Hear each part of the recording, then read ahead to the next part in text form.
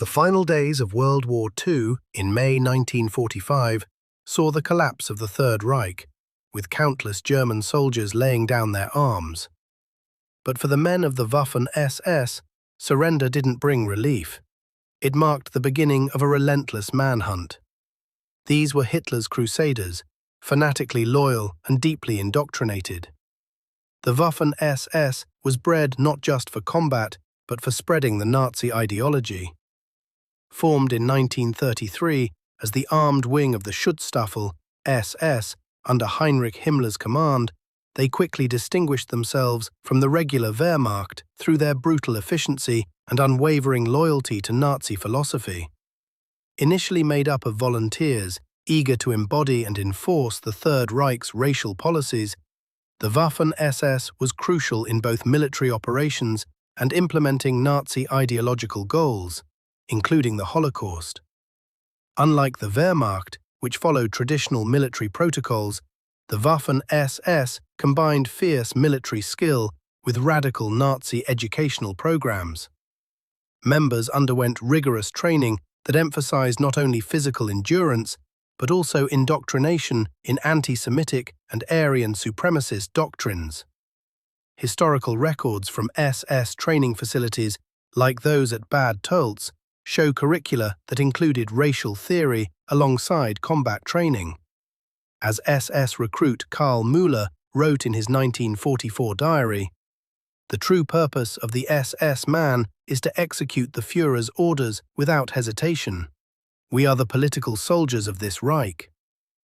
The elite status of the Waffen-SS was cemented through their direct involvement in key Nazi policies. Units like the Dirlewanger Brigade, infamous for their savage repression of uprisings in occupied territories, were integral to mass executions and anti-partisan warfare. This brigade alone was responsible for the massacre of approximately 30,000 civilians during the Warsaw Uprising in 1944, as noted in Home Army reports. Moreover, divisions such as the Totenkopf were notorious for their origins as concentration camp guards before being drafted into active military duties, a grim reminder of their dual roles as soldiers and enforcers of the Holocaust. The relationship between the Waffen-SS and the regular Wehrmacht was often strained, marked by underlying tensions and mutual disdain. Traditional Wehrmacht military leaders often viewed the Waffen-SS with suspicion and resentment, seeing them as fanatical and overzealous. General Friedrich Paulus, commander of the Sixth Army at Stalingrad, once remarked, "Their blind zealotry and absolute obedience to the SS ideology make them both a powerful tool and a dangerous blade that swings both ways." This rift highlighted the broader ideological split within Nazi Germany's military ranks, with the SS embodying the extreme ideological fervor that many traditional military personnel distanced themselves from. Their ideological zeal, however, translated into unparalleled brutality on both the Eastern and Western fronts, setting the stage for the intense Allied retribution that would follow their surrender. As the Allies pushed through Europe, liberating occupied territories and uncovering the atrocities committed by the Waffen-SS, the call for justice grew louder. The discovery of concentration camps and mass graves by advancing Allied troops solidified the resolve to hold the Waffen-SS accountable, framing them not as regular soldiers, but as ideological warriors responsible for some of the worst atrocities of the 20th century. This perspective was profoundly articulated by an anonymous American sergeant who, upon liberating Dachau, stated, "No bullet was spared. No SS man left unturned. We knew the kind of men they were, the horrors they had committed." This was personal. From the frozen steppes of the Soviet Union to the quaint villages of France, the Waffen-SS unleashed a torrent of terror and bloodshed. The Einsatzgruppen, mobile killing units, often led by SS officers, orchestrated mass shootings and gas truck killings that specifically targeted Jewish communities. For instance, at Babi Yar near Kiev in September 1941, over 33,000 Jews were murdered in just 2 days. a grim demonstration of the efficiency of SS operations. Beyond the staggering numbers, these acts were marked by a chilling personal cruelty. Survivors recounted SS men forcing victims to undress and lie face down in pits before shooting them, often in front of their families. In the East, the Waffen-SS was notorious not only for its brutality against Jews, but also for its harsh treatment of Soviet POWs and civilians. The siege of Leningrad, which lasted from September 1941 to January 1944, witnessed SS troops deliberately starving the city, resulting in over 1 million deaths. SS units executed thousands of Soviet partisans and suspected collaborators, often hanging bodies in public squares as a warning to others. The merciless nature of these actions left an indelible mark on the Soviet psyche, fueling a relentless drive for retribution as the Red Army pushed towards Berlin. The SS's cruelty was not confined to the East. In Western Europe, their atrocities became infamous, with massacres such as Oradour-sur-Glane in France and Malmedy during the Battle of the Bulge. On June 10, 1944, in Oradour-sur-Glane, the SS Panzer Division Das Reich trapped 642 civilians in churches and barns, massacring them and then burning the village. Only 6 people survived, their testimonies painting a harrowing picture of calculated cruelty.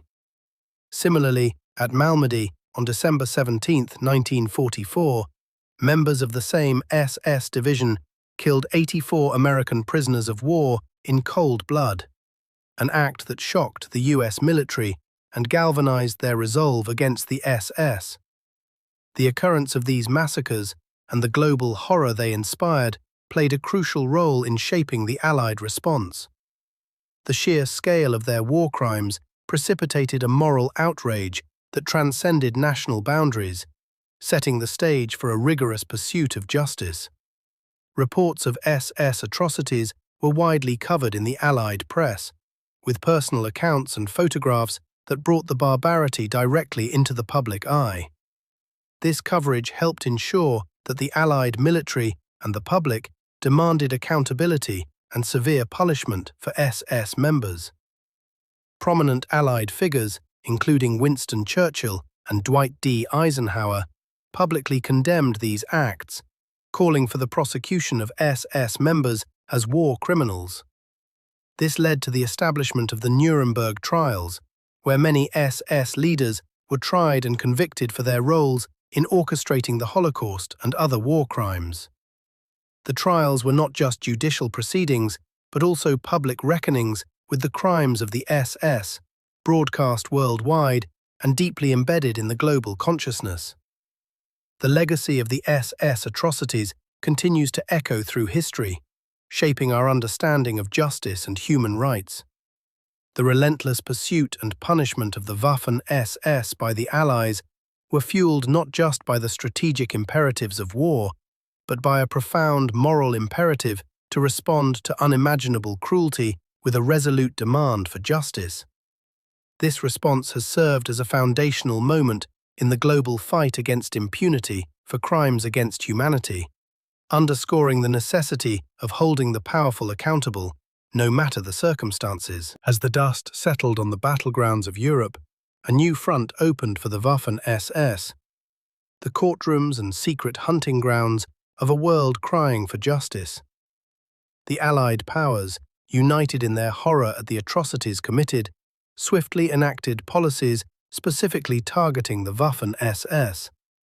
As early as the London Agreement of August 8, 1945, setting up the Nuremberg Trials, a clear legal framework was established to dismantle the SS's legacy of brutality. The International Military Tribunal, in its pivotal judgment, declared the SS, of which the Waffen-SS was a major part, a criminal organization guilty of war crimes and crimes against humanity. This declaration, made on October 1, 1946, stripped away any remaining honor or legitimacy the group might have claimed. The aftermath of these trials saw individual nations taking up the mantle of justice. In France, the trial of the SS division Das Reich, responsible for the Oradour-sur-Glane massacre, where 642 civilians were slaughtered on June 10, 1944, resulted in the conviction of SS officer Heinz Barth in 1983. His testimony chillingly detailed the calculated execution of women and children, underscoring the ruthless nature of Waffen-SS operations. Meanwhile, SS officers like Klaus Barbie, known as the Butcher of Lyon, were extradited and tried decades later in 1987, highlighting the persistent global pursuit of these war criminals. This relentless chase was not confined to European borders. The Simon Wiesenthal Center, established in 1977, transformed the search into a global manhunt for former Waffen-SS members hiding in countries from Argentina to Australia. Their efforts led to the extradition of numerous SS members, including Franz Stangl, the commandant of Treblinka extermination camp, who was apprehended in Brazil in 1967 and later died in a West German prison, serving a life sentence for the mass murder of 900,000 Jews. The cultural and legal repudiation of the Waffen-SS was mirrored in the arts and public memory, further embedding their criminal legacy in the global consciousness. Films like The Pianist, 2002, and public exhibitions detailing SS atrocities have played pivotal roles in educating subsequent generations about the risks of unchecked power and the depths of human cruelty.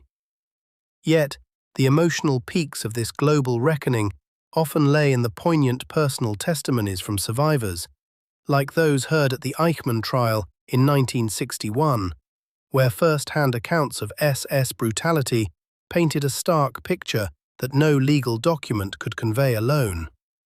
This widespread pursuit underlines a poignant global consensus on the Waffen-SS's crimes and the universal moral imperative to confront and condemn such atrocities.